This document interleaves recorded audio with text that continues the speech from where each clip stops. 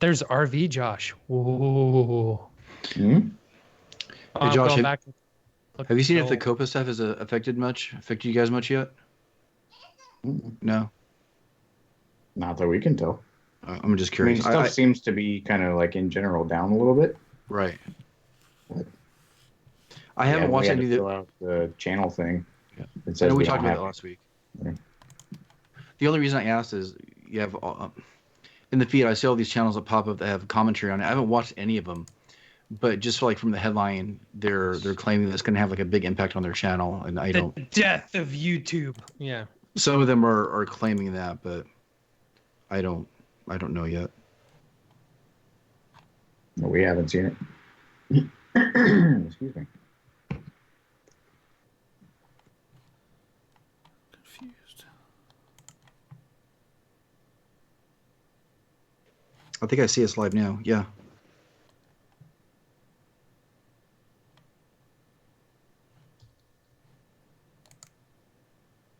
I think we might be okay now.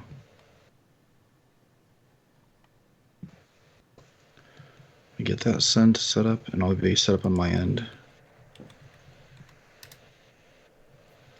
164.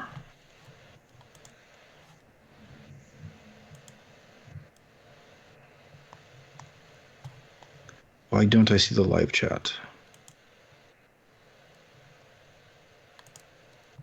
I don't know. Do you guys see it? So does Disney Plus have all of the episodes for the new DuckTales? Yes. Yeah. 2 seasons worth. And Just do it. Why are you waiting? It seems like out of anybody, like you would have gotten it. Right? It's like what was David Picciuto's thing that he's never had, and he's reached a point in his life that he's decided he's never. Is it tacos? Tacos. He's never eaten It's tacos. like he like embraces the fact he has it, and then it's probably like. And now he's at a point where he's like, "No, I'm just never gonna have tacos. I'm just never gonna watch anything, but I'll keep making stuff based on stuff I haven't seen." At least you be consistent. Mm-hmm. Oh.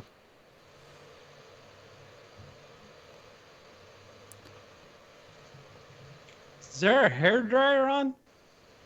You're hearing my computer, the stupid MacBook Air, and the fan. I usually try to minimize it You as much as I suffocate can. Too much air. Oh well. It's peak comedy right here, people. Well, I can't even see the live chat, so I don't even know if there is a live chat right now. Indeed, So. there is. There is. Okay, good. When Geeks Craft and Broken Antler Workshop are both on. It was kind of funny last week. There. They sent me a picture.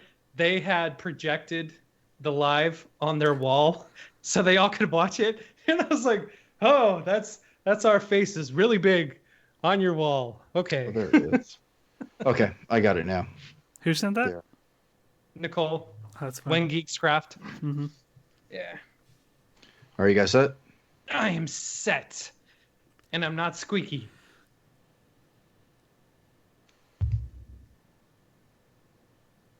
All right. What's up, everyone? You're listening to the Making Geeks podcast, episode 164. Good Thursday evening to everybody. Hello. Hello. Yeah. Hi. We have the best intros. What do you guys feel about? What do you feel like talking about tonight? I was purposely letting it stay awkward just to see who. Oh my gosh. Oh, fan retention right here in this moment. Nobody shuts up in the pre-show, but once I do the intro, I was like, hi. I'm super excited for next week. It's a holiday for anybody that listens that isn't in the US. It is Thanksgiving, and I have the entire week off to work on Christmas projects, which I've started on already. One being that whole mess back there. It's going to be in National Lampoon's Christmas Vacation Advent Calendar. which is That's Rick and probably Ball already. specific. the most complicated thing I have built to date. So yeah, that's going to be one of 12 projects that I'm making for Christmas.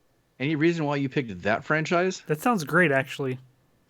I'm not saying it's not. It's just very because I was trying to pick something that would be iconic, but that people have never seen before.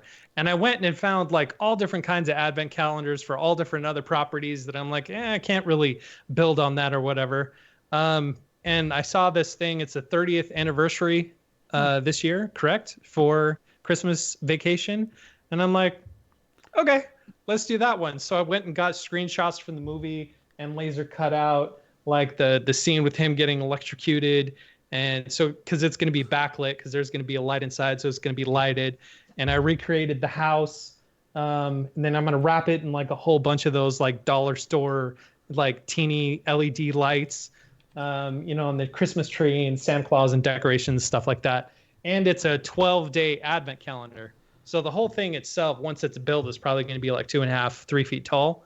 And I'm going to incorporate that into all the succeeding videos after that, because I'm doing 12 days of Geekmas. It's a 12-day advent calendar, so I can like pull out the little box, associated with that day's gift or video or whatever, and kind of play off of it. So it's going to serve two purposes. I think it'd be funny if you do like a Google Trend search for Griswold and it just like completely spikes right now. That'd be well, probably this time of year it does anyway. But since it's the 30th anniversary, I'm like, gotta get my SEO points. Yeah, that's like ripe with references, and like every scene is like iconic now. Mm-hmm. You can have like a camper, for one. I mean, you could. Yeah, it's like so simple. You could have like a girl on a diving board. I mean, it's just like all kinds of stuff. Was there an advent calendar in the movie? I think so. Like in between some of the scenes, they're like. It was a really classic one. Mm-hmm. Okay, I'm gonna have to go back and watch it now. It's too meta. Yeah, it was. Well, maybe there should be an advent calendar on the advent calendar. yeah. Oh man. Yeah. Don't want to get too meta with it because I want people to get the references. But yeah, I'm excited. 12 projects. I'm gonna do this. I committed to it last year, but only got 4 of them done this year. I'm gonna do it. I'm gonna do it. So I'm excited for a vacation time to be able to work on stuff. I'm excited just for a vacation. Man, we've been planning vacations for a long time, and we cancel them at the last minute because we don't have a lot of money. And then we're like, well, we can do this instead, because we try to overlap like our vacation time with Bob's vacation time, so we don't lose productivity. I'm like, well, I can just get a lot of stuff done when he's gone, and so we don't actually end up going anywhere. Oh, we are taking the week off next week, and I'm stoked. Josh, can you do a quick check of your microphone? You almost sound like you're on the computer's mic instead of your mic. You sound a little bit different. Yeah. Atmospheric or sort of environmental reverb. Oh, that would do it. There's that pretty blue glow. So I hear that you have to plug in the microphones for them to work. Ideally. I don't have the wireless audio Technica mic, apparently. Yeah, those don't exist. Vacation. I'm going on one. I'm excited. Next. So where are you going? We're going back home to Florida.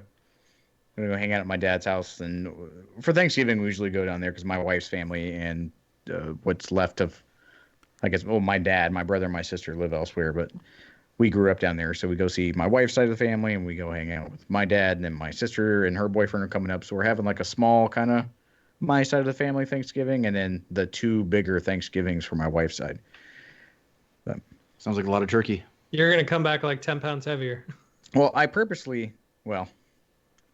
not really, because I love Thanksgiving. I love cooking. I love like making the best possible thing to serve to everybody with consideration and my heartfelt desire for them to all enjoy this thing and have this be the one day of year that they can go, man, this is the best togetherness meal. Hooray for all of the warmth this is bringing me. And the one half of her family that we go to they just like get stuff from the store and put ketchup all over it. So I'm like, I don't want to eat this. Just bring them Heinz ketchup. Like, it might as well be good, right? They probably use Hunt's, huh? I don't Savages. know, but I remember they busted out and they passed it around the table, and I'm like, you didn't put any thought into this, so I don't want to gain calories from this. Because if you're gonna eat the good stuff. Exactly. You want me to come over here and like hang out with you? That's fine, I guess. But this is Thanksgiving. It's extra. Like you put your best foot forward, culinary wise. Not slather stuff I with thought you were going to ketchup. say you put on your best pair of loose-fitting pants. Exactly. You put on your fanciest stretchy pants, and you enjoy the majesty of all of those carbs.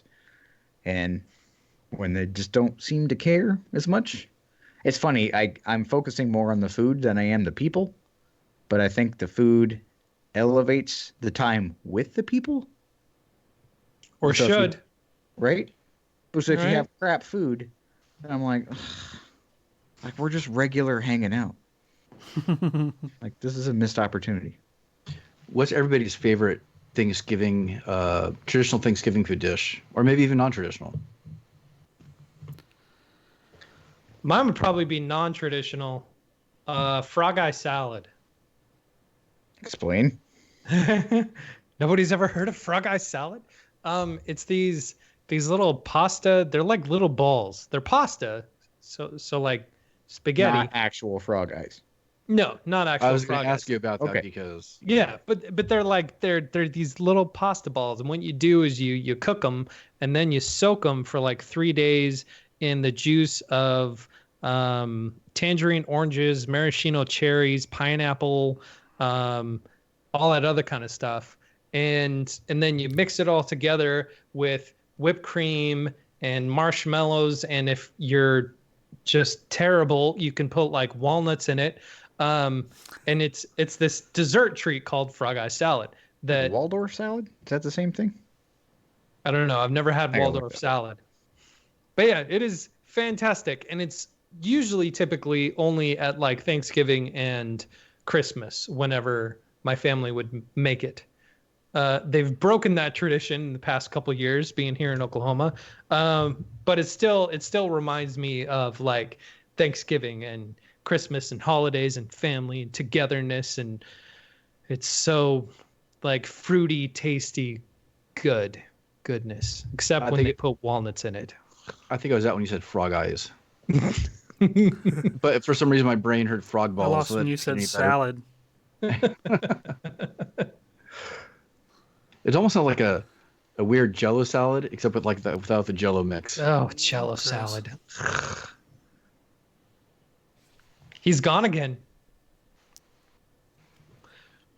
So what about you, Wes? In years past, I'm kind of like a traditionalist, so like nice mashed potatoes. Mashed potatoes. Okay, question. Mashed or whipped? I don't care. Do you like them thick and heavy, or do you like them light and fluffy? Then don't care. I like them either Don't way. care. I like a little chunk in my taters. Yeah. I don't want to feel like the box powdered Manufactured, potatoes. yeah. Mm-hmm. Because in the military, that's what you got. You got the sprinkled powder stuff with the water, and you mush it all together, and it's like I don't know, like a flavorless kind of paste. Yeah. No, not keen on that. But typically the desserts are really where it's at for me. Like I love anything apple, apple pie, all the different variants on that. But this year I'm gonna change it up. I had done like some cobblers and stuff in the past. Not anything super awesome, but this year I'm gonna do a blueberry pie with like the lattice, handmade crust and everything. And like last year, I think I actually made one from scratch for the first time because I've been kind of delving into a lot of cooking YouTube channels and stuff in the last year and a half. And this one was on, I think, Serious Eats. They have like the best blueberry pie recipe or whatever. And I ended up taking a picture of it and Instagramming, which I never do as a general rule, and also tweeted it. And I tweeted it to the author of the YouTube video, and she like responded to it. And then my cousin, who is like a huge like baker, she's like a huge fan of hers, and she was like freaking out because this random person that I didn't really have the appreciation for, like, acknowledged me. She's like, "Oh my god!" But yeah, it was like from scratch. The blueberry the blueberry fillings from scratch, and then the dough for the lattice and all that stuff's all from scratch. So it's kind of fun. Sometimes I like to take a recipe and get the store bought one, and then kind of do the from scratch version to like appreciate the time that goes into it and see if it's worth the investment in time. Just sort of from a maker perspective, I like doing that for different things. And I kind of went into the pie area with that, and it was like face meltingly good. Like it was an experience. So I hope to replicate that for Thanksgiving. Man, last year one of my like New Year's resolution goals or whatever was to try new things, because I felt like I had been too like in my own rut, not willing to try this new dish or whatever. And so one of my big things for the year was to try and every breed or species or whatever you call it of apple that I could, because there's like 4,000 different apples. So I tried them all, and I would go to like different weird grocers and like down the alley and up the stairs or whatever, just so I can try these like different apples. And now that you bring that up, I'm like, there are a couple apples that I tried that were by themselves just fantastic. And I'm like, if I made an apple pie, would everybody's head explode with like goodness? I think I might try that. From what you I do understand, blueberry, I'll do apple. All right. In my research, I found that a lot of the apples that aren't good for eating raw are better, or some of them are good, especially for baking, and vice versa. Yeah, something like quince. So you may not be able to tell necessarily. Crab apples. Um, You ever but, had yeah. crab apples? They're kind of like that. Yeah. I look at.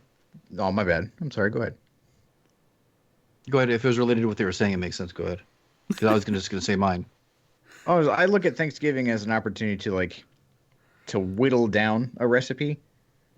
It's like I try to make the staples, but I try to make like, I know Bon Appetit has a thing where they make the BA's best, whatever. And so I try to make like Josh's best, and my test sample is usually around either Thanksgiving or Christmas. And so like I want to make the best kind of turkey or the best kind of stuffing. I'm like, all right, this year I'm going to try and add this little thing, and I gauge people's reaction.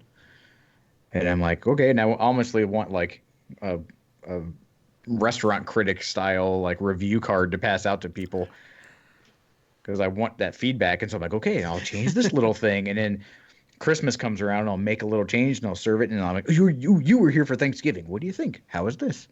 And usually people are really nice. I'm like, don't give me the pleasantries. Was there too much nutmeg?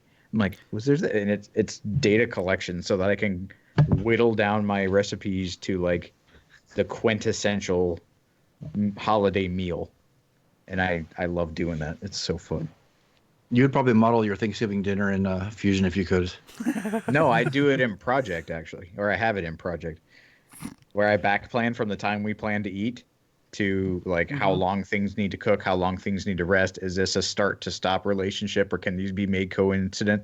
Can I make one the night prior, and then how long does it need to reheat? Can I serve this cold? Right. Like, how many I do items the are going to whole be thing. in the oven at any given time? Yep, exactly. I have a pan. Gosh. Like, I can't use that pan because that pan takes up more than half of the oven space. So I can't put it in that pan. So it needs to be put in a smaller dish. I can prep in the dish and bake in the same dish, so I don't need to transfer stuff. Bonus. Yeah, I get happy. I think I'm kind of spoiled for Thanksgiving. First of all, I usually have like 3 different Thanksgivings, between a private one here at the house with my mom, my wife's family, and then my side of the family. And it's kind of nice because there's 2 different cultural Thanksgivings I get too. So there is the traditional kind of American one with, regular turkey and traditional stuffing that I really like stuffing. But then my wife's family does the turkey just a little bit differently. But the main difference is the stuffing. What they call stuffing is something, it's more like a spread that they make called a relleno. And it's a pork, kind of like a blended pork with like plums, the spread, and it's really good on toast. But that's kind of what takes the place of stuffing for them. That's like their version of it. So I get two very different versions of a Thanksgiving dinner, which is, kind of makes it nice, but also problematic at the same time. Because I used to have both of them the same night. We'd have my side, and then it's a long, long, long standing tradition and cultural thing on my wife's side of the family to not eat dinner till like 10 or 11 at night, which I've mentioned before when we talked about holidays. Oh yeah. I was about thought to that was ask just you, for is it going to be a Christmas. midnight Yeah. dinner? No, this is Yeah. it's somewhat cultural, but it's also specific and intentional for my wife's mother, my mother-in-law, basically, because she has this philosophy of once people eat, they want to go home. But no, we want to stay and visit. So if I make them wait for the food longer, they'll be hungrier. They'll stay longer and visit and have more conversation. And then people are basically like salivating because they need to eat or passing out from not having to eat from 10 hours. And like 10 or 11 o'clock at night, everybody eats and then passes out anyways. So our Christmas, we do a big Christmas Eve party, and I cook a huge meal. And so we eat first, and then we have like the game, and then we have dessert and coffee. And what it's like game are you talking about? my Christmas Eve game. Oh, Christmas Eve game. What is it called? It has a name. It's branded. And I forgot what it was. I got a logo made on Fiverr last year. Extravaganza, the game of games. That's what it's called. And it's a Christmas Eve game, and it's super fun. And it involves a whole bunch of people, and it's silly and it's awesome. It makes so me. and then this Thanksgiving, Christmas, I'll be making a ton of cookies again too. I know I've been teasing people online with the cookies. I'll get them Yeah, those to cookies you look guys. good. Sometime. Thank you. All freshly made. I'll be making about 4 batches this time, probably about 200 cookies. Mm. Wow. Well, this year I got a cheat code. So I got the Bon Appetit magazine with their they call it the perfect Thanksgiving, and so they've whittled down a whole bunch of recipes to like what they think is their quintessential Thanksgiving meal, which I think some of the things are just completely out of left field and kind of nuts because they have to keep it new and fresh.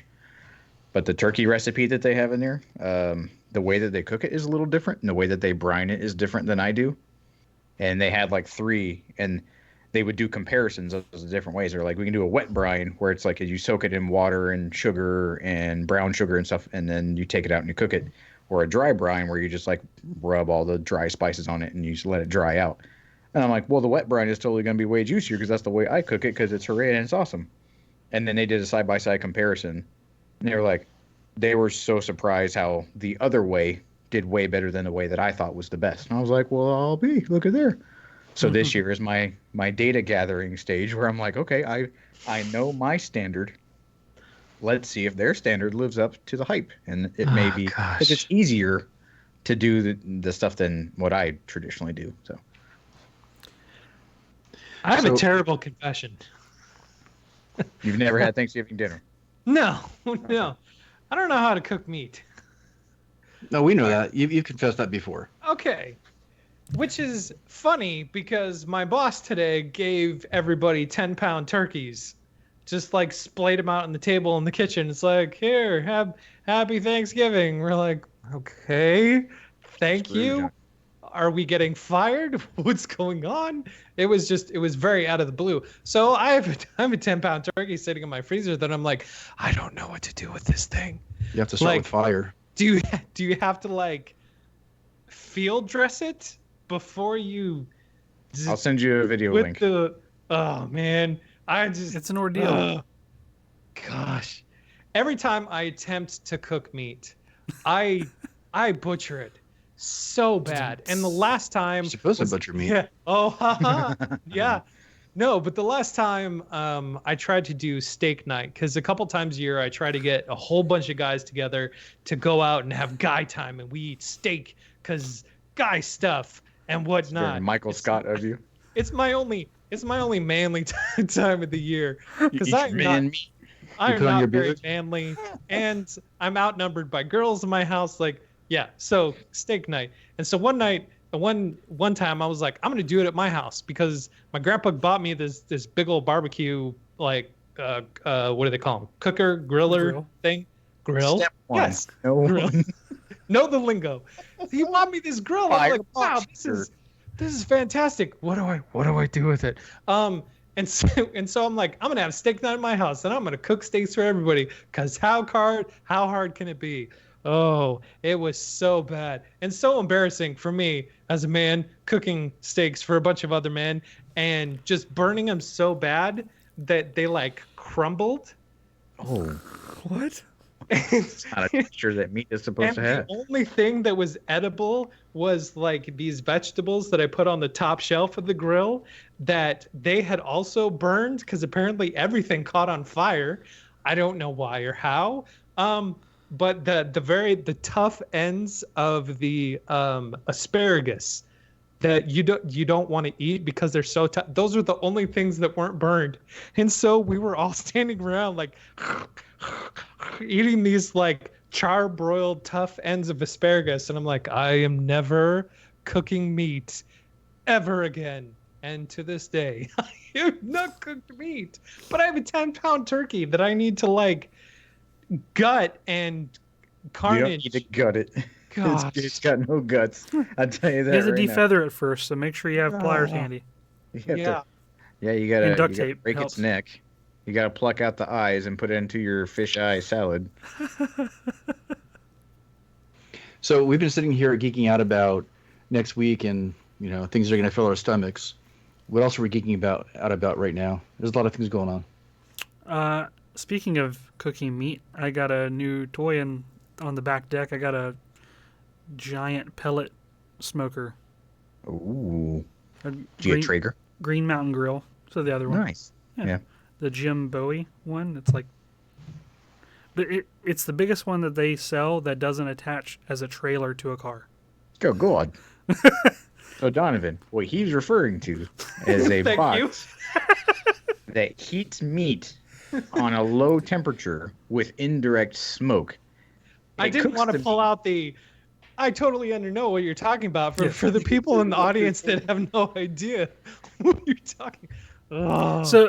So it does lots of different things in different ways. You can get it to cook really low and slow, like for like pork barbecue kind of thing. You can do like super high temperature, and it actually has a pizza oven insert thing that I bought separately. That So you can smoke get a pizza. you can get the pizza stone up to like 800 degrees. And I got like an infrared Wow. thermometer like gun to test it because I tried cooking pizzas last weekend for a bunch of my friends and my family, and it did not go over very well because apparently it was like way hotter than it was supposed to be, and it like completely scorched everything, including my hand. So that was fun.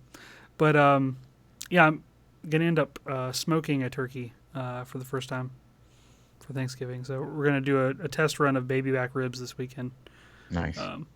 I since sort of mastered the pizza temperature. The technique of the pizza is a little bit got some work to do, like to do the dough and everything. But yeah, you can do all kinds of different things with this. You can even do like super high temperature grilling for steak. Even the low stuff, like Do cheese. Yeah. No, seriously. You can smoke. Yeah, Cheese? it's a really, really low temperature, yeah. but you can smoke cheese. I used to smoke. I used to have a smoker when we lived in Alabama, and I got rid of Yeah. it, and I probably get another one. I loved using that smoker. It was awesome. But yeah, really low temperature, like below 200, Mm-hmm. and you set the cheese as far away from what's a pellet, so from the heating element as you can, and it'll heat up. It'll start to melt, and it'll take on that flavor. And then you take that molten cheese, and you can put it into a mold and make a little like cheese block. Nice. Smoke some cheese. It's awesome, and some peppers too. Okay, I'm putting the green egg on my Chris's list now. You guys are Man, gonna- cooking with smoke, it's like I like cooking because it's art to me.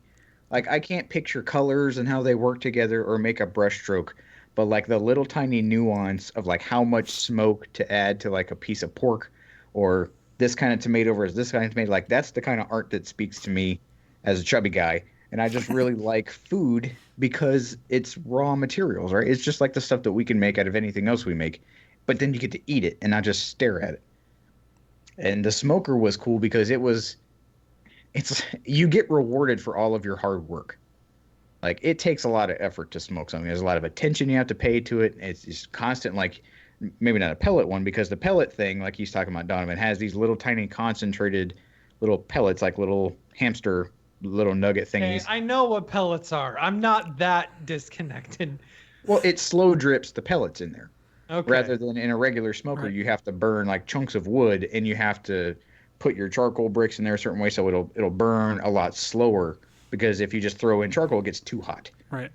So you have to give it a lot of attention, a lot of maintenance for the hours that you have certain things on there. And the pellet thing just kind of does it for you, which is super convenient. Yeah. So is Plus, it like high tech with the little sensor and a little drop door? It's like bloop. Yep. bloop. it's got Exactly. a Like hopper all the- and it has a auger inside, so it's a screw mechanism. So it's gravity fed into the auger, and that just turns and pulls it in. And it's got a blower inside, and it's got temperature sensors, and it's Wi-Fi controlled actually as well. And you Yeah. can set like grilling profiles, and it'll tell you can set up when you want it to go different temperatures. It has a meat probe kind of attachment for it too that is built into the Wi-Fi. So if you're doing like a big pork shoulder or whatever, you cook it at 200 degrees for so many hours, and then it'll like pause and notify you, hey, you need to spritz it or rotate it or wrap it or whatever your steps are, and you can customize it. And there's recipes already in the app that you can like, oh, I want to try this, and it's pretty easy. So And it's not cheating. it's I'm sure the purists are definitely Yeah, turning sure. their nose up at it.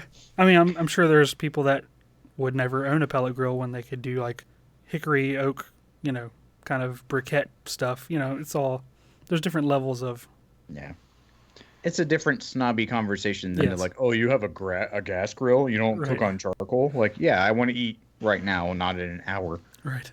So is this a Yeah, future sure. project where you attach to Arduino and have it light up different colors depending on what stage of the cooking it's at? Oh yeah, definitely. Definitely. Faux show. Raw could be red, and then if it's well done, Black. yeah, Look, angry, sad face with tears on it. well done is not good, especially for steak. Medium well. Medium rare. I'm geeking out about a high-tech purchase too that is kind of out of the ordinary for me. Yeah. I'm about to buy an Oculus Quest, like Nice. the That's standalone surprising. VR set. Yeah, I've always wanted one. I've always been intrigued by VR stuff, not just for like games, but just for like the immersive nature of like when I worked at Lockheed, they used to build big things, big like test subjects, and they had like I can't say too much about it, but anyway, it needed these guys to work in this confined kind of area. And so out in Denver, they had pretty much like a VR room, and they could hook all these workers, these hourly workers up in it, and they walk around in the environment, and they go, well, tell us what's right and tell us what's wrong. And then they can adjust things. And so like modeling, entertainment, like touring of things, like I think VR is just a cool technology, but it's always been really limited. And I thought that there weren't a whole lot of actual games to play. And the ones that they did have were kind of childish and not really like immersive. But now I'm allowed to have a lightsaber fight with Darth Vader. And that pushed me right over the edge. And Vader, it's not Vader tethered. Immortal. Yeah. It's not tethered to a computer anymore because they're all Windows based, and I don't have Windows computer. So the Quest is standalone. I get to have a lightsaber fight with Darth Vader and all of the other neat reasons. I hope it's not like an Xbox Kinect type thing where it's like, ooh, this is neat, and then you never use it again. But I use mine all the time. that doesn't surprise me. I didn't. It was like a fun party game, and then I'm like, yeah, I just want to play Call of Duty. So I'm gonna piggyback on that because one of the things I'm geeking out about is related to VR, and Valve just released a trailer for Half-Life Alyx, which is the game that's going to take place between Half-Life 1 and Half-Life 2, tell the story of Alyx, and it is for their not even HTC, it is their Valve VR set. And I am ready to start saving my pennies right now or buy the old one off my cousin because he'll probably spend the money to buy the new one. I want this. And I predicted this about 5 years ago because Valve is one of the companies that believes in making a really immersive gaming experience. And Half-Life 2 was pretty revolutionary, and it kind of makes sense that they would wait for VR being at a certain point. And I believe this game is an early test for what is going to be Half-Life 3. I'm holding that candle alive. I believe it's going to happen. And the trailer it's amazing. And it's really cool seeing the evolution of the graphics. And you can't see the trailer I mean, you probably could see the trailer in VR, but when you're looking at a VR game on a regular 2D screen, it doesn't necessarily do it justice. But since I've used VR before, I can kind of imagine how it's going to function and work, and I was thoroughly impressed. I'm very, very excited for that. And we talked about it even on the podcast one time. The first time I tried like an actual, what I would say, a real VR system that almost made me cry, and that's not an exaggeration. It really did, because I remember the first time I ever used VR was in 1995, and it was nothing more than turning my head to the left and then to the right, and the camera basically pans and seeing a bunch of geometric shapes. I've been waiting for 25 years for it to get to this point where you can really have an immersive experience, and I think we are just about there. And I'm really excited because Half-Life is one of my favorite game franchises ever. That's exciting. I had no idea. The trailer just came out today. Oh my gosh, that is so cool. They still don't like Half-Life 3, but that is still so cool. I could almost guarantee the Half-Life 3 is coming. I think they need to build some attention and reason to sell more of these headsets. And it's kind of messed up that they're using it in a way to kind of push this hardware that's really expensive. But I think it's kind of needed to get more people to jump on board and really kind of participate in what is one of the most immersive experiences I've ever had. It says you can play that on the Oculus Quest with a link connection, but it has to be to a PC. Yeah. See, I don't know anything about Half-Life. People have told me that, and they were like, "Oh my god, you've never played Half-Life?" And apparently, I mean, it looks really neat. I'm looking at it right now. It's hard to go back and play it now. You have to play the remastered versions.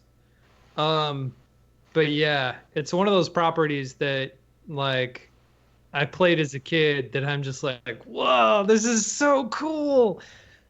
You saying you played it as a kid makes me feel even older than what I am. That's weird. Yeah, I love Half-Life. That's cool. I'm gonna go watch the trailer after we're done here. So, Donovan, what are you geeking out about? What am I geeking out about now? Well, yeah, I guess we could call this like round one. Okay, so round one. I have this this Lego book that it's a little pop-up book that's all Lego, and I also have that. there's different scenes and stuff you can put inside of it. And so there was the title on the front, and so I just switched them around to have this blank canvas on the front that I'm designing my Once Upon a Workbench with geeky little fantasy things that I'm going to put a sticker on it, and that'll be part of my props for my videos. Anyways, and so I've gone deep into like people's different sets that they've built and whatnot. And it's that time of year where where my parents are like, you need to tell us what your wish list is for Christmas. I'm like, okay, fine. And I found it's not an expansion pack. I don't know what you call it. They're like a little, it's a light kit basically for the scenes in the pop-up book. They're like little LED Legos that are specifically designed for the Little Red Riding Hood scene, for the Jack and the Beanstalk scene, that when you open it up, it activates this, and it's a little light up diorama of Lego inside a book. It is so cool. So I'm geeking out about Lego expansion packs. Round one done.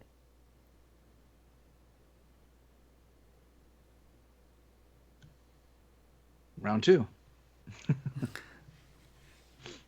Well, Sean, you had the most exciting thing, so why don't you lead off, and then maybe those. Well, I mean, it's exciting for me. I am a huge fan of a certain type of documentary, and I don't even know how to appropriately classify it, because I know that there's different types of documentaries.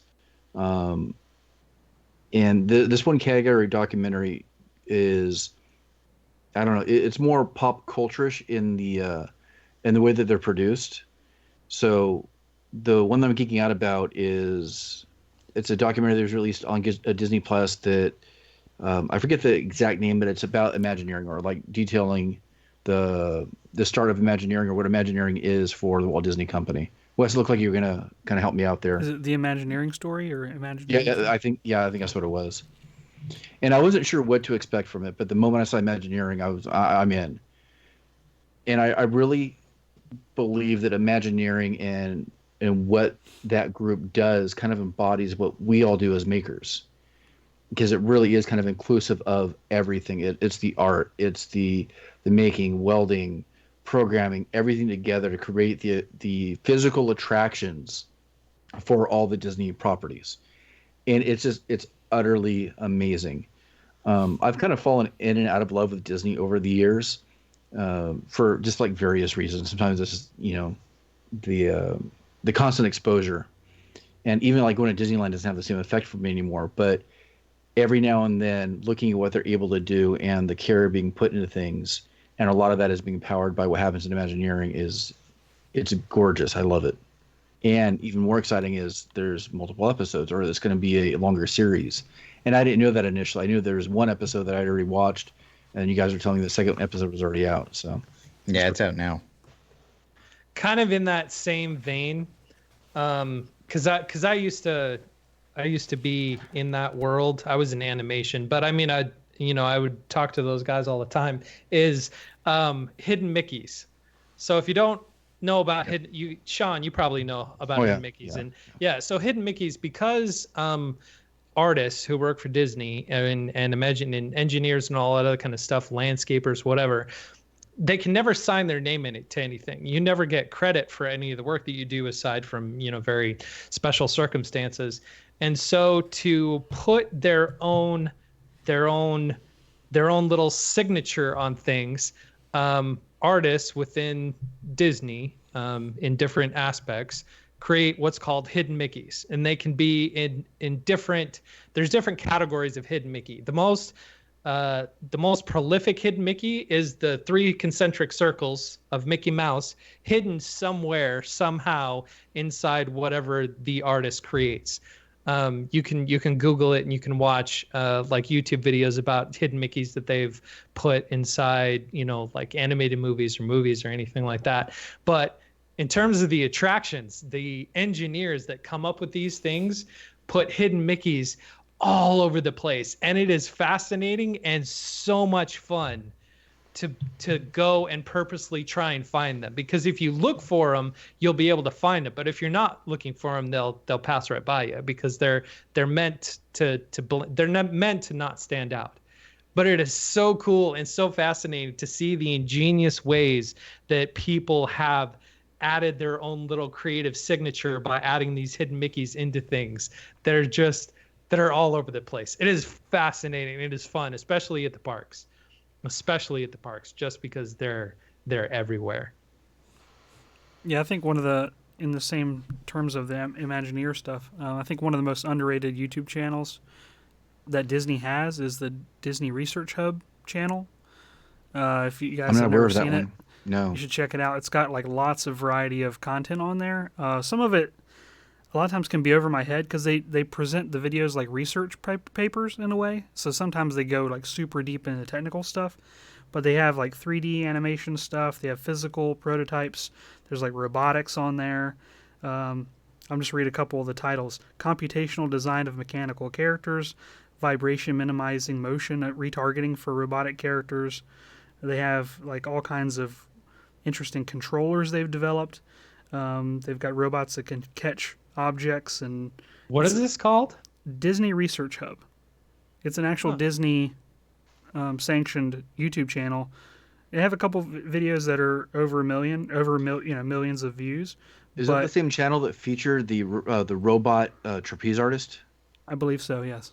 That was the stunt double one. Yeah. Oh yeah, that was something. It's always been one of my favorite ones, and it goes a little bit deeper than a lot of other channels, and deeper than I can usually understand. But they had an episode about all the particle effects and all the visual effects in Frozen, and like how all the engineering just for the snow, and it was like mind blowing, like all the different parameters they could dynamically control, like how much it packs, how icy it is, and like to the granular level of, like, if you take a snowball and throw against the wall, how much snow sticks to the wall. You can control that in the software, like how fluffy it is, how powdery it is, like wispiness and dry. It's just insane.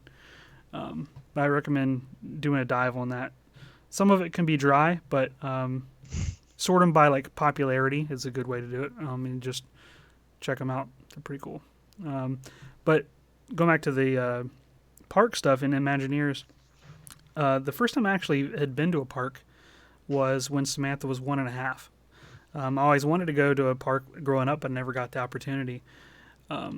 So it was interesting my first time at Disney World, viewing it through my own eyes as a kid, having finally got to go, and then as an adult with the maker side, kind of like analyzing all the logistics and the other things that a lot of people wouldn't pay attention to. And I got a lot of pleasure out of like riding the rides and checking out, like just paying attention to the subtle details that most other people would not notice.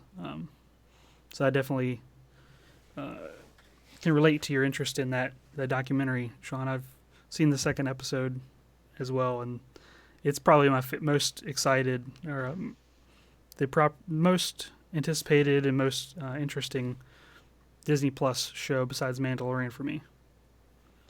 And I think it's really nice that a lot of the content in that documentary is stuff that I've never seen anywhere else before. Yeah. It looks like they dug deep for a lot of that stuff. Instead of, I mean, because a lot of it kind of chronicles the start of Disneyland, if I remember correctly. And I've seen documentaries like that before, so I thought it'd be a recycling of a lot of the same stuff, and it wasn't. And I thought that was even more impressive, that there is a reason to tell this story from this one perspective. And I was kind of surprised how, at least in the second episode, some of the people were giving, like the more elder, Imagineers that aren't active anymore, they were giving not so great opinions about working conditions and other things that doesn't shine the favorable light on Disney like they always you expect they always want to be shown under. And I'm surprised that they allowed some of the things that they said, not like super disparaging, but like the reality of the situations and the pressures they were under and all those sorts of things financially and like work ethics, like how long a work week should be, and having the balance of being a maker and a dad and a geek, right? Yeah. So even back then, so it was interesting. Yeah, I love that this massive corporation and this iconic, the parks and just the iconology that Disney has. Look at these old engineers, and they're like, I don't know, we just figured it out. Yep. And that I love it when someone has anything in their life when they're like, I don't know, this didn't exist before. So, and Walt Disney had a yes attitude. And I remember people in the show, they were like, so we came up to Walt and we're like, hey, this is what we're going to do. He was like, so go do it. Yep. And that is so inspiring that they're contrary to what I'm doing now. Like there are so few places I think in most people's professional life that they get to run across a manager or a boss or whoever that just goes, yeah, you seem to either be passionate about what you're telling me or you're telling me you have it figured out. Yeah, go make it happen. Do good things. Yeah, you don't need a whole bunch of back and forth for me.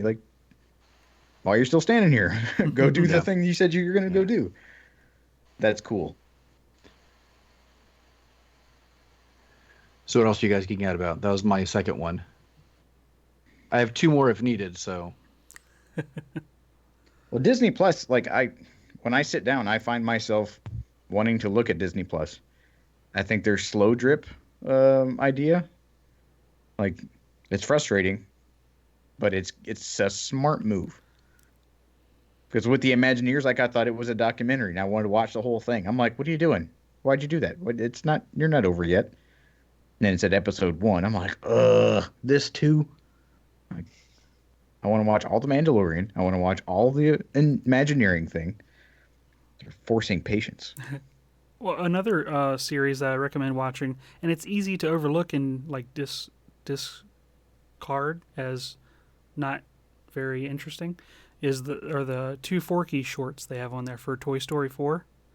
Regardless of even if you haven't seen Toy Story 4, but if you have, they're fantastic. They're like these little 6-minute videos with him learning a new concept, and they're pretty funny. And then they had a Toy Story short with Rex, which is new as well, which is quite hilarious. He gets kind of put down that he's kind of like a drag, and he ends up getting taken to bath time, and like it's like this whole other realm of toys. Is that Partysaurus Rex? Partysaurus Rex. It's fantastic. That's actually been out for several years. Yeah. Yeah. All right, Buzzkill. Buzzkill Lightyear. It was hard to actually find it though to see it. So the fact that it's here might as well be brand new for most people. Well, I like it that it's. I mean, I was here with the kids the other night, and we were going to watch something. I don't remember now what we actually ended up watching, but I'm like, we could watch The Rocketeer, we could watch all of these other cool movies that are on here. Sandlot. Rocketeer. Yeah, like they want to watch the Big stuff gopher. yeah, they want to watch the stuff that they know. And I'm like, no, there's so many more movies that are good and that we can kind of enjoy together. I'm like, let's do something outside of this. And so we haven't actually. They fought me, and I don't remember what we watched instead of The Rocketeer, but we watched the new Lady and the Tramp. That's what it was. How was that? It was pretty good. I don't know if you guys have all of you seen Lady and the Tramp. The original, yeah. Yeah, I have a long time ago and didn't remember anything about it. And so they're like, "What's the Pound?" They're like, "Where are they taking that dog?" I'm like, "Oh, the Pound is a place that, like, if you lost your dog, or if there's like a dog doesn't have an owner, they keep it there, and then you can go get your dog, or you can go adopt a dog." And they're like, "Oh, okay." And then in the movie, the guy like takes the one dog and like takes him to the back, and then the lights kind of go out, and he's like, "What happened there?" And then the one dog is like, "That's the one-way door." He's like, "What's happening? What do you mean it's a one-way door?" I'm like, "Oh crap." Mm-hmm. I'm like, well, some pounds end up having to kill the dog, and he just started bawling. He's like, "Why did they kill that dog?" I'm like, "Thanks, movie. I forgot about that part." Even the language is different though, because nobody says pound anymore. At least around here, it's all animal shelter. Yeah, exactly. The Humane Society and all these very nice things. I was like, but the one we have in town is a no-kill shelter. They don't kill the dogs. You can just go in and play with them all the time. He's like, "But there are some that kill them." Yeah, probably. Life sucks, man. But it was pretty good. I guess it was shot in Savannah, and so when Bob saw some of the previews, he was like, "Oh, I know where that." He's like, "My office used to be in that building," or like, "Oh, that's this thing from downtown," and they must have just like covered the streets and made everybody dress up differently, and then got rid of all the dirt on the street. Wonder if they put it back after they were done filming. Well, I look at things now through the like very scrutinous eye of like, is this good or bad CG? And it was really good to the point where I'm like, I can't tell if from the very beginning this is a real dog or a full-on CG dog. Well, I know that we're at that point, but I don't think that's always a mark of whether something is good or bad. And I think, Donna, we were talking like last time about Lion King, right? Where there's like a huge essence of the character that's lost by trying to be photorealistic. Did you feel that with the in Lady and the Tramp? No? No. Okay. There's a new trailer that came out. This is not one of the things I'm geeking out about, but a trailer for Call of the Wild starring Harrison Ford. And dog. The dog is horrible. I don't know why so bad. they felt. Okay, so I'm glad that somebody agrees with me, or at least is kind of seeing what I think I saw. Mm-hmm. It wasn't needed. Why not just use a real dog? It would have been better. It's so hokey looking, and I can't. It's hard to picture Harrison Ford acting next to that. Call of the Wild. Yeah. Green ball at the end of a stick. Yeah. It just wasn't needed that way. Yeah, the movie looks good. The dog looks terrible. Yeah. Oh, so bad. I'm like, isn't this 2019? I mean, we're at a point where it doesn't have to be this bad. It doesn't. It doesn't. We have the technology. Well, right, but I don't even think it was a good decision in the one that they call the Wild. With Lady and the Tramp, I think it might be interesting though. I mean, I'm willing to give it a shot. Yeah, it was good. I was surprised at the CG, and I think there were a couple scenes where like they would cut to a dog and it was just barking, like there was no actual speaking mixed with barking. And I went, well, that looked like a real dog. And then it would cut back to the regular ones. I'm like, is the whole dog like? Did they just like not just It try would to probably- put the mouth over the thing and just try to like match its movement and rotoscope the whole thing onto its face. I was like, it's because the of whole the thing. fur. In this case, because of the fur, it might have been easy just to do CG everything for every shot. And that's what I'm wondering.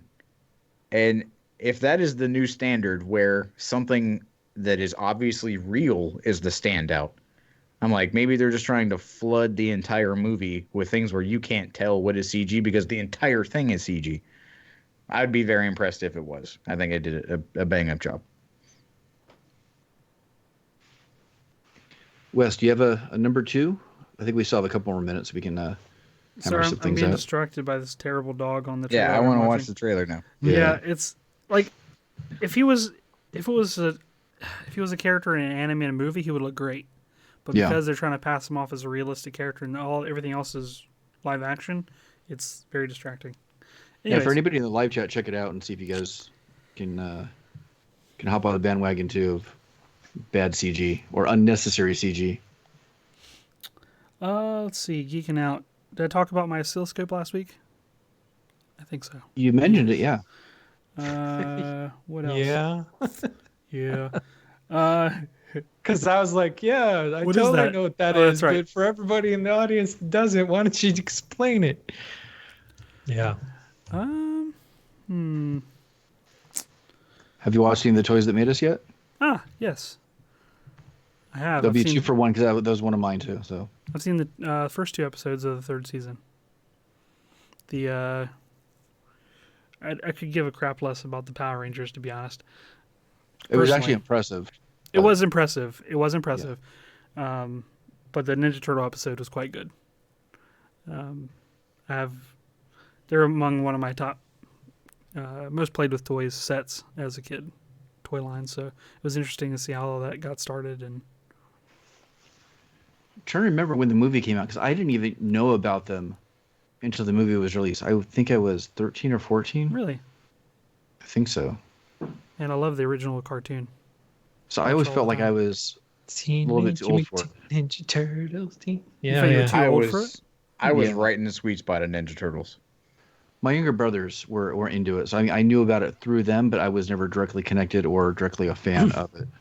So my parents would not allow me to be into Ninja Turtles or have Ninja Turtles, and so I had a secret stash. Smuggled them. I still have them. My son plays with them now, but I had the 4 Ninja Turtles and I had Ninja Turtle playing cards.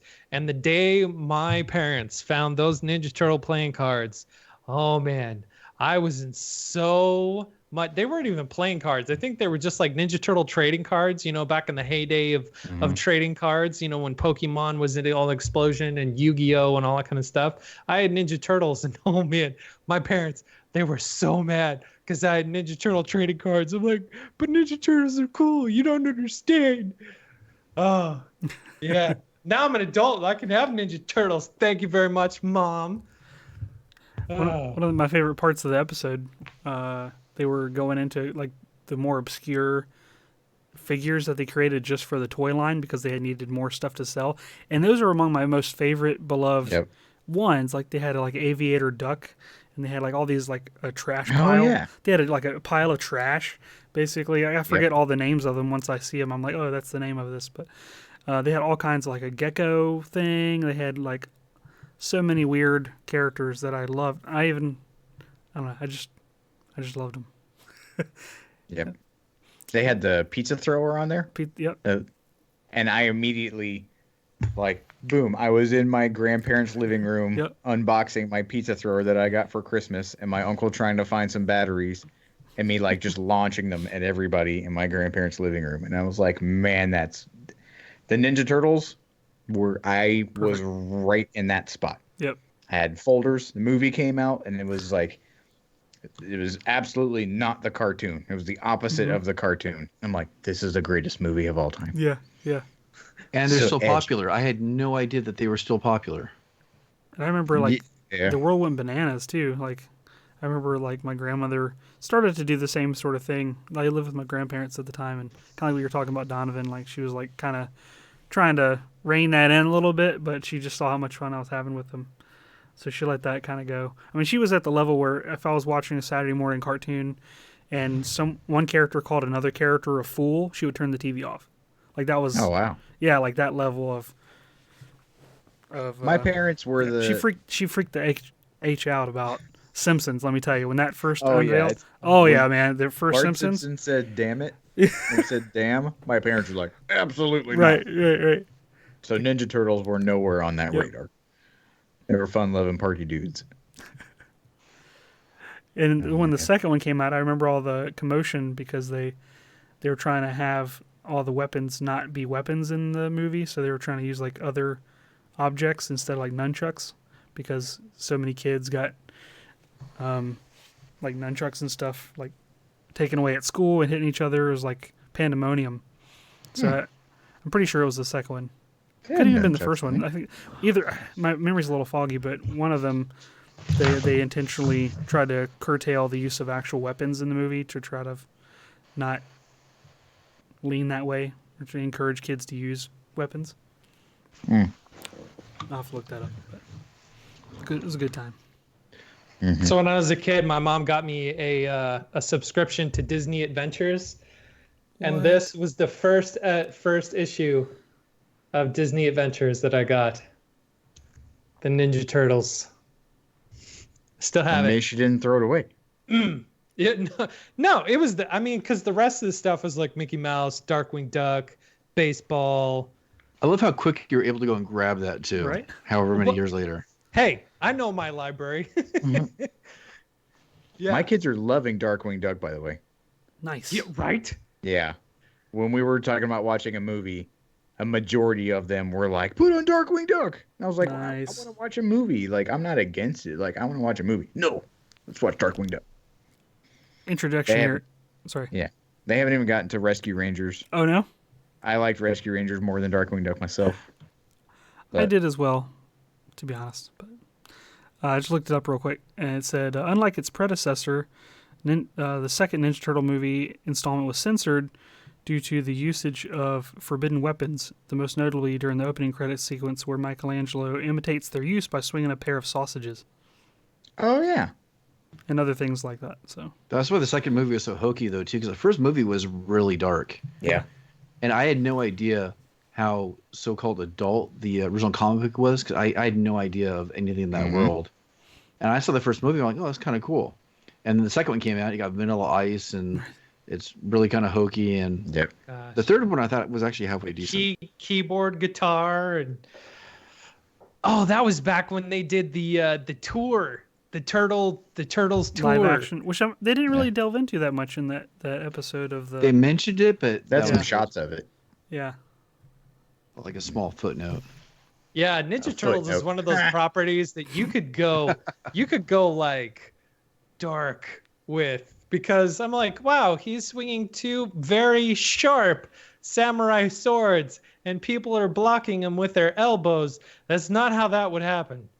Like nunchucks hurt. Like all those it'd be very gory if they ever made like a realistic Ninja Turtle movie. I They remember never will. Like when I bought when we received the NES game back in the day, Oh I God. remember I was at the game store and I'm like, why do they all have red bandanas? Like, this game is dumb. It's not the real game. Like, I thought it was a knockoff, because my dad at the time was like, he went to Saudi Arabia or somewhere else and they would come back with like rip off Bobo games. And I remember the guy at the game store was like, no, that's how they were drawn in the original comics. I'm like, the original comics?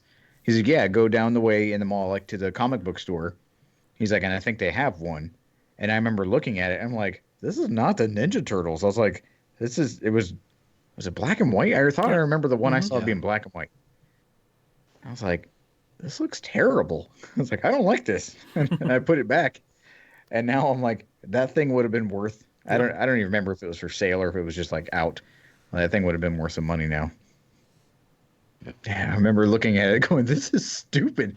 Who did this? They must have never seen the Ninja Turtles. Why would they draw the comic book like this? What do they know? We're probably coming up on about time right now. So what are you guys geeking out about?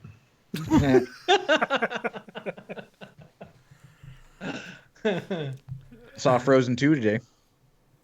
How was it? The first one was better. That I doesn't mean, sit well for me because I hated the first movie. It wasn't bad, but I thought the first one was better. I liked the first one. I was that dad who didn't care. I thought the songs were okay. The story was all right. I agree. Yeah. You talk about the particle effects and stuff in the Yeah. movie. They do a fantastic job of that. I mean, this one's got water and ice and fire and all kinds of stuff. So it's the CG layering. Like there's water effects, there's soft fabrics, hard fabrics, like the whole deal all mixed into one. And some scenes are just like they're visually really pretty, but like it's a sing along, kind of movie, just like the first one was. But I think the song structure and how it kind of played out like a play, all the songs kind of blended together and were part of the narrative. Where this one seems very like the sequel to like Aladdin and the movies that went like direct to VHS, kind of like I'm gonna sing a song about a thing that's only happening around me, and there were some of the songs that like completely were kind of cheesy and just like took you out of the momentum of the movie, and I'm like, okay, I want to know what's going on, get on with it, but it was still pretty good. I mean, it was a good movie.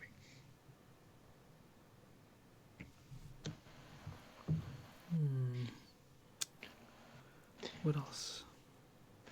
I'll say mine really quick. The last one I was just gonna say, there's a show I've been wanting to see for a long time, but I didn't know how to get a hold of it, or I didn't want to wait for it like on the listing because I don't think it was on demand. And it was an animation from Disney called Gravity Falls, an animated series. Oh yeah. I saw the first episode, and I am completely in love with it. It seems to be completely up my alley as far as the humor, the storyline, and I love the animation. In fact, I watched it with my one of my animation classes today, and we were analyzing the different shots and composition and trying to make it give it a reason to play in class other than just somewhat entertainment. But I love it. Do you watch Rick and Morty at all by chance? I've seen it. Okay. It's kind of hit and miss for me. Those two, those are yes, same universe. So good. Oh, that show is so good. And the extended universe around it with the books and the handbooks and the guides and there's puzzles that you can like solve if you follow all the red markings in this book and tie them together there's so much like extra interactive content, going back to what we talked about last week, like interactive content with that show that just adds so much. It's so good. Oh, it's so good. I approve that message. Yeah, that's a show I would have loved to have written for. Yeah. It's not on anymore, sadly. Yeah, I know. There's only 2 seasons of it from what I saw. So I don't have Disney Plus, but I've been going back and watching a lot of like old Jim Henson stuff, and especially The Storyteller.